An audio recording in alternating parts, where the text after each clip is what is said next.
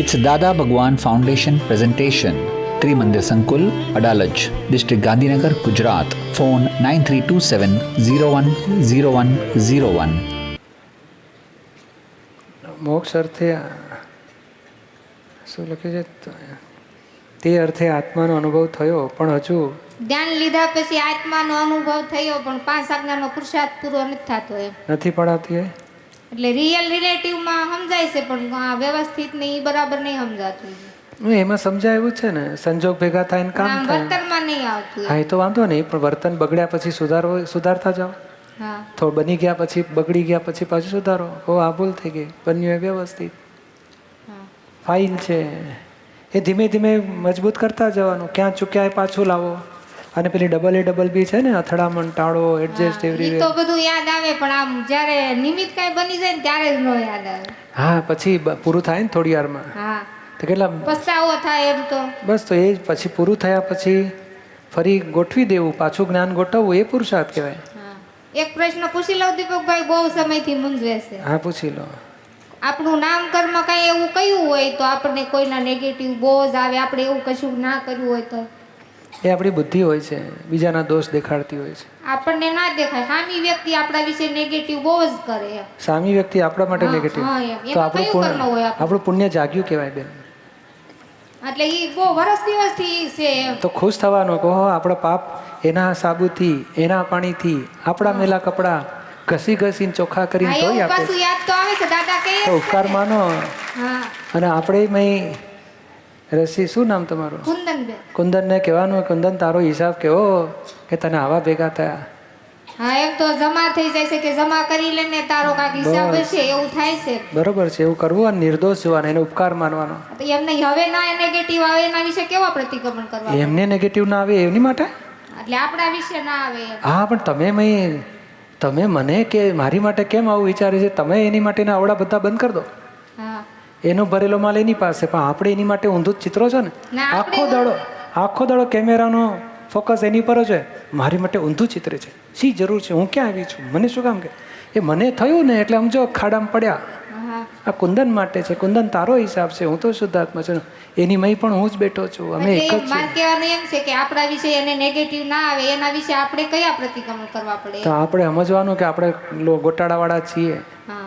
એ કઈ આ ભવમાં નહીં તો પૂર્વ ભવમાં દોષ કર્યા છે, તેના ફળ આવ્યા છે.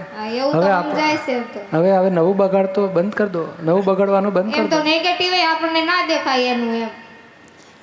હા, પણ આપણે ભૂલી શકતા નથી ને કે મારી માટે અવળું કરે છે બધા. એટલે આપણું માન ભંગ થયા કરે છે. હું ચોખ્ખી છું, સાચી છું, મારી માટે અવળું કરે છે. માનનો જ અભિપ્રાય છે ને, તો પછી બહુ ભારે પડતું માન છે. એને જ ભગવટા આવે છે ને, એને જ ખૂંચે છે. માનને જ દુઃખ થાય છે, અહંકારને દુઃખ થાય છે, મારું બગડે છે. એ હું જ કુંદન છું ને મારું બગાડી રહ્યું છે, અહંકારને દુઃખ છે. તમે અહંકારના પક્ષમાં ના રહેશો. એ અહંકારથી બુદ્ધિ ઊભી થાય ને, બુદ્ધિ પેલાની ઉપર કેમેરા મૂકી જ રાખ્યો કે શું બુદ્ધિને સમાધાન નથી થતું. ના થાય ને, કારણ એને સંસારમાં ભટકવા આવડાવવું છે. અને આપણે સમજવું છે કે આ બુદ્ધિ અવળી છે, અવળચંડી, ને અહંકાર અવળચંડો છે. એના પક્ષમાં મારે નહીં રહેવું. કારણ કે તું ભોગવ ને, તે ગુનો કર્યો છે માટે તું ભોગવે, તારી જ ભૂલ, કોઈનો દોષ છે જ કે આમાં? આપણે આપણું ચોખ્ખું કરવામાં પડો, ઉપકાર માનો એનો. અશ્વિનભાઈ પરીખ, અમરેલી. જીવન ગામી ધ્યેય, લક્ષ્ય, હેતુ સુંદર અને પુણ્ય માર્ગી હોય તો કોને કેટલા અંશે જરૂરી ગણાય? ક્યાં છે? એ છે જીવનગામી ધ્યેય, લક્ષ્ય, હેતુ સુંદર અને પુણ્ય માર્ગી હોય તો કોને કેટલા અંશે જરૂરી. એટલે ધ્યેય જુદું, લક્ષ્ય જુદું, હેતુ જુદું, એવું 3 જુદું ગણો છો? ના, એટલે ધ્યેય કે હેતુ કે બધું એક જ સમન્વયમાં લઈએ તો પણ કેમ કે એ જીવનગામીમાં કોને કેટલા અંશે ઉપયોગી થાય એવું ગણાય? કોને એટલે બીજું કોણ છે એની કમ્પેરિઝનમાં? એમની એટલે કેટલા અંશે શું? એટલે આમ કે આ જીવનનો ધ્યેય છે પુણ્ય, એટલે કેટલા અંશે આપણને ઉપયોગી થાય? એટલે આમાં કેવું છે કે આ ધ્યેય આંતરિક વસ્તુ છે. બહારની ક્રિયા અને અંતરનો ધ્યેય બેને કેને બે રેલવે પાટા જુદા છે. એટલે આ પાટા ઉપર બહારની ક્રિયા જે પાટા ઉપર ચાલે છે, અંતરનો ધ્યેય જે પાટા ઉપર ચાલે છે ને, બે એકબીજાને ડિપેન્ડન્ટ નથી, સ્વતંત્ર છે. એટલે બહારની ક્રિયા અંદરના ધ્યેયને બાધક થાય એવું બનશે નહીં. એટલે અંદરનો ધ્યેય 100% રાખી શકો, બહારની ક્રિયા જવાબદારી ફરજો જે હિસાબ જોઈન્ટ થયેલા છે વ્યવસ્થિતના હિસાબે પૂરી કરવી એ ફરજિયાત પૂરી કર્યા કરવાની છે. એમાં કંઈ ઘટાડવાની જરૂર નથી. એટલે અંદરનું ને બહારનું બે જુદું ચાલી શકે એવું છે. એટલે 100% અંદર રાખવાનું ધ્યેય, લક્ષ્ય અને જીવનનો હેતુ બધું. એટલે આના અનુસંધાનમાં દાદાને એ જ એમ જ હતું ને કે હું કેટલાય જન્માંતર શોધ કરતો આવ્યો છું, તો એ ત્યારે તો જીવનગામી જ હોય ને કે આત્મલક્ષી હોય, એમ મારે જરા લેવું. ના, આત્મલક્ષી જ હતા. આત્મલક્ષી જ. હા, આત્મલક્ષી જ હોવું જોઈએ.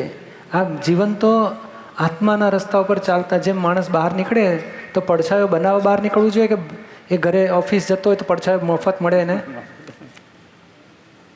પડછાયો મફત મળે કે નહીં? તો આ પડછાયો પાડવા માટે ફરફર કરે. એટલે તું ભાઈ પડછાયો તો તું કંઈ જાને મંદિરે ચાલતો ચાલતો પડછાયો પડશે એની મેળે. એવું આ જીવન છે ને, બાય પ્રોડક્શન છે. એ આત્માના રસ્તે ચાલ્યો ને એનું બાય પ્રોડક્શન જ જીવન છે. પણ આત્માનું પ્રોડક્શન હોતું જ નથી, એટલે ધર્મનું પ્રોડક્શન ગણાય છે. ધર્મ એટલે બીજાને સુખ આપો, બીજાને દુઃખ ના આપો. એવું જો જીવનનું પ્રોડક્શન હોય ને તો બાય પ્રોડક્શનમાં જીવન સારું હોય, એનું સુખી હોય. અને આત્માનું જો મેઇન ધ્યેય થઈ ગયો તો એનું વૈભવશાળી જીવન હોય. અને જીવન માટે વિચારવાની જરૂર જ નથી. એ જીવનનો જો વિચાર કરતો હોય ને તો અચ્છા આત્માનો ધ્યેયવાળો ના કહેવાય. એ આત્માનો ધ્યેયવાળાને જીવનનો વિચાર કરવાની જરૂર નહીં. બાય પ્રોડક્શનમાં જીવન મળવાનું જ છે. ઊંચું હોય પાછું. સ્ટેનલેસ સ્ટીલનો ભૂક્કાનો રો મટીરિયલ કર્યું તો બાય પ્રોડક્શન કેટલું ઊંચું કિંમતમાં વેચાય કે નહીં? અને કાસ્ટ આયર્ન અને લાકડાના વેરનું સસ્તું વેચાય ને એની કમ્પેરમાં. હા, જેટલી કિંમતી વસ્તુનું મેઇન પ્રોડક્શન હોય એનું બાય પ્રોડક્શન ઊંચી કિંમતે હોય. અને કપડાં સીવો તો એની ચીંદીને કેટલી કિંમત? એવું. એટલે આ તમે જે જગત કલ્યાણનો ધ્યેય હોય, આત્માના અનુભવની શ્રેણી ચડવાનો ધ્યેય હોય તો એનું બાય પ્રોડક્શન જીવનમાં બહુ ઊંચું હોય. તમારો બીજો પ્રશ્ન, આત્મલક્ષી ધ્યેય પૂર્તિમાં નીચેમાંથી કયો અગત્યનો ભાગ ભજવે છે? પુણ્યાની બંધી પુણ્ય, અંતરતપ, આપ જેવા કૃપાળુ જ્ઞાનીની પરમ કૃપા. આમાં મુખ્ય વસ્તુ શું છે કે આપણો નિશ્ચય, આત્મલક્ષી ધ્યેયમાં પૂર્તિ માટે નિશ્ચય બળની જરૂર છે. નિશ્ચય એટલે શું કે મારે ક્યાં જવું છે ભાનમાં તો રહેવું જોઈએ ને માણસે. એ નિશ્ચયમાં પછી પુણ્યાનુબંધી પુણ્ય શું હેલ્પ કરે કે તમને સંજોગ સત્સંગના પણ મળે અને તમને ભાવ થાય સત્સંગના અને મોક્ષના, એવા જ બધા ભાવો થાય પાછા. એ પુણ્યાનુબંધી પુણ્ય. પણ નિશ્ચય, આજે પાપનો ઉદય હોય નથી, પેલા કહે છે મને ઘરેથી આવવા જ નથી દેતા, તો પણ એ અંતરના ધ્યેયને બાધક નથી. વધારે ધ્યેય મજબૂત થઈ જાય કે ના હવે છૂટવું જ છે. જરા દુઃખ આવે ને તો વધારે ધ્યેય મજબૂત થઈ જાય. પણ પુણ્યાનુબંધી પુણ્ય હોય ને તો એને આપણા જો કાચા પડી જાય ને તો પછી મીઠાશમાં ખોઈ નાખે. પણ એ એવું ખોવું નથી. આપણે બહાર નિરંતરાય પણ સત્સંગ મળતો હોય એટલે જબરજસ્ત મોક્ષનો પુરુષાર્થ. સાહેબ એમાં થોડો ભય ખરો. ભય ખરેખર જો પુણ્યાનુબંધી પુણ્ય જો શબ્દ મૂકો ને તો ખરેખર એની સમજણ એટલી બધી ઊંચી લાવેલો હોય કે અંતરમાં પણ મોક્ષના ધ્યેયની જ ભાવનાઓ ચાલતી હોય. અને બહારે સુખ, સંપત્તિ, સત્સંગ બધું નિરંતરાય પણ સત્સંગના સાધનો મળ્યા જ કરતા હોય.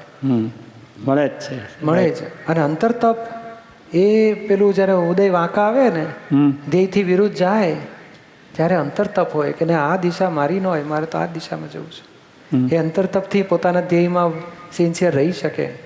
અને આ જ્ઞાનીની પરમ કૃપા એ પણ તમારા જ ઉપર આધાર રાખે છે. તમે કૃપા શબ્દ જો કહીએ ને તો દાદા 3 શબ્દ કહેતા હતા કે રાજીપો, કૃપા અને કારુણ્યતા. તો કે જ્ઞાનીનો રાજીપો ક્યારે મળે? એમની આજ્ઞા પાળો. એટલે આપણું દિન રાત આજ્ઞા પાળવામાં લક્ષ્ય કે હું જે પગલાં ચાલી રહ્યો છું પગલે એ દાદા રાજી થશે, એ સતત લક્ષ્યમાં હોવું જોઈએ. બરાબર. દાદા રાજી થશે, આપણો આત્મા જ માહિતી કહેશે કે બરોબર છે, આપણે આ બરોબર જઈ રહ્યા છે. એટલે કોઈને દુઃખ થાય દાદા રાજી ના થાય, દ્રષ્ટિ બગડે દાદા રાજી ના થાય, ધાર્યું કરીને બીજાને દુઃખ આપીએ દાદા રાજી ના થાય, કંઈ પણ કશાયોથી બીજાને દુઃખ આપો દાદા રાજી નહીં થાય. એટલે આપણને મય દાદા રાજી શેનાથી થાય? આજ્ઞા પાડીએ. તમે આજ્ઞા પાડવાનો નિશ્ચય કર્યો અને તમારો વર્તનમાં 2% 10% આજ્ઞા આવીને દાદાનો રાજીપો ઉતર્યો જ સમજો.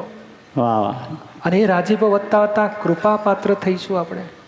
જેમ એક પૈસો ભેગો કરે તો રૂપિયાની નોટ થાય ને, હાજી, એવું એ પૈસો ભેગો કરો રાજીપો કહેવાય, રૂપિયાની નોટ એક કૃપા પાત્ર કહેવાય. હવે એક રૂપિયો ભેગા કરતા કરતા 100ની નોટ થાય ને, પછી ચોક્કસ એ 100ની નોટ એક કરુણાને પાત્ર થયો ગયા. બાય પ્રોડક્શન અત્યારે આપના ખૂબ બધા ઋણી છે, તો બધા મુમુક્ષુઓ વતી જો થોડું વધારે ઋણ આપને ઉમેરો કરીને તમને તકલીફ આપીએ તો કહી શકાય કે બધાએ જ્ઞાન લીધું છે મુમુક્ષુઓએ, અત્યારની ઉપસ્થિતિ બધા જ ભાઈ બહેનો.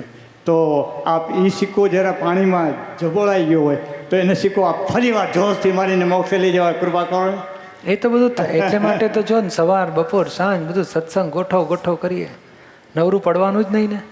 આ શિબિર પૂરી થશે એટલે પાછી પાલનપુર આવશે ને બીજું આવશે ને, અડાલજમાં સવારે સત્સંગ ને આખો દાડો બધું. કેમ તો કે ભાઈ આ કુસંગનું વાતાવરણ એટલું બધું દુનિયામાં ફરી વળ્યું છે, તો સત્સંગનું જોર મારો આપણે બધા. જે પેલા બધા કબૂતર હાથે ઉડે ને તો પારધીની જાળ લઈને ઉડી જાય, એવું આપણે બધા હવે ઉડવાની જરૂર છે હાથે, તો કુસંગનું બળ તૂટી જાય. સત્સંગનું જોર વધારો, સમજાય ને? એ કુસંગથી અજ્ઞાન અને આ બધું સંસાર મોહ વધ્યા, અને આ સત્સંગથી જ્ઞાન અને જાગૃતિ વધશે બધું. એટલે સત્સંગનું જોર મારવા જેવું છે. જય સચિદાન. વિનયમાં કેવી રીતે રહેવાય? વિનયમાં રહેવા માટે પોઝિટિવ જોવાનું. કોઈના પોઝિટિવ જેવાય તો એપ્રિશિએટ કરવાના, કેટલું સરસ છે. નેગેટિવ દેખાય તો પ્રાર્થના કરવાની કે આ કચરામાંથી બહાર નીકળે. એના જેવા નેગેટિવ આપણામાં ચેક કરો કે આપણે જૂઠું, પેલી કહે છે ને કે કોઈ જૂઠું બોલતું હોય તો આપણને ના ગમે, તો પછી આપણે તપાસ કરો કોઈ દોડો આપણે જૂઠું બોલીએ જ કોઈની પાસે, તો કોઈને નહીં ગમતું હોય. અને આ કેટલું સરસ બોલે છે, કેટલી સરસ વાત કરે છે, કેટલું સારું છે. પોઝિટિવ જુઓ તો પોઝિટિવ જોશો, એપ્રિશિએટ કરશો તો પોઝિટિવથી વિનય ઉત્પન્ન થાય. પણ પૂજ્યશ્રી એ ટાઈમે નેગેટિવ જ દેખાય, પોઝિટિવ દેખાય જ નહીં. હા, એટલે થોડી વાર પછી ગોઠવો કે ભાઈ આ ભૂલ થઈ ગઈ, ફરી બીજી વખત મળે તો મારે પોઝિટિવ જોવું છે. અને નેગેટિવનું પછી એનાલિસિસ કરો કે એના જેવા આપણામાં છે, ના હોય ને આપણામાં તો ચોખ્ખું જ હોય ને બધું. ના, નેગેટિવ હોય બધા હોય તો પછી એ પોઈન્ટ કહીએ છીએ કે નેગેટિવ આપણામાં હોય તો પછી કેમ ખોટો, જેમ આપણે જૂઠું બોલતા હાલ જૂઠાડો પણ તમે નથી જૂઠાડા, હા, તો પછી શું કામ કોઈને જૂઠાડો કેવો? ઉલટાન થાય કે હાલ મારું નીકળી જાય તો સારું, એનું નીકળી જાય તો સારું, એવું રાખવાનું. પોઝિટિવ જુઓ, પોઝિટિવને એપ્રિશિએટ કરો તો વિનય ઉત્પન્ન થશે જ.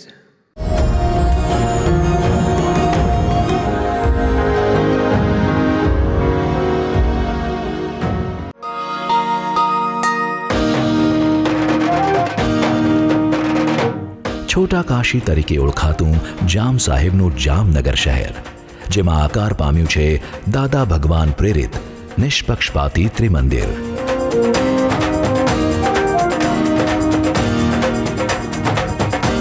શહેરના રહેવાસીઓ ઉપરાંત બહારથી આવતા મુસાફરો પણ આ ત્રિમંદિરના દર્શન કરી ભાવ વિભોર થઈ જાય છે. હિન્દુસ્તાનના મુખ્ય 3 ધર્મોનો સમન્વય આ ત્રિમંદિરમાં જોવા મળે છે.